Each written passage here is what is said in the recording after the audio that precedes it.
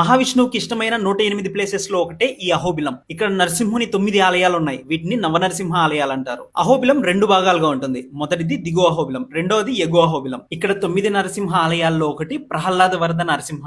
ఇక్కడ నరసింహుడు తన భక్తుడైన ప్రహ్లాదునికి వరాలిచ్చాడు. ఇక్కడ స్వామి శాంత రూపంలో ఉంటాడు. రెండవది కారంజ నరసింహ.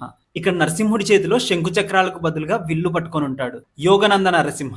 రాక్షసుని చంపిన తర్వాత నరసింహస్వామి ఇక్కడే భక్త ప్రహ్లాదుడికి యోగాన్ని నేర్పించాడు. ఇంకా కొంచెం పైకి వెళ్తే అహోబిల నరసింహస్వామి వస్తాడు. ఇది అన్నిటికంటే పురాతన ఆలయం. ఇక్కడ నరసింహుడు గుహలో ఉగ్ర రూపంలో స్వయంగా వెలిశాడు. నెక్స్ట్ క్రోధ వరాహ నరసింహ. ఇక్కడ స్వామికి వరాహం తల, అలానే సింహపు శరీరంతో ఉంటాడు. మాలోల నరసింహ. మాలోల అంటే లక్ష్మీదేవికి ప్రియమైన వాడన్నారు. ఇక్కడే నరసింహుడు కోపాన్నంతా మర్చిపోయి లక్ష్మీదేవితో శాంతంగా ఉంటాడు. నెక్స్ట్ జ్వాల నరసింహ. ఇది అన్నిటికంటే ఎక్స్ట్రీమ్ ప్లేస్ లో ఉంటుంది. హిరణ్యకశిపుని నరసింహుడు అంతం చేసిన ఎగ్జాక్ట్ స్పాట్ ఇదే. ఇక్కడ విగ్రహం 8 చేతులతో ఉగ్ర రూపంలో ఉంటాడు. 8వది పావన నరసింహ.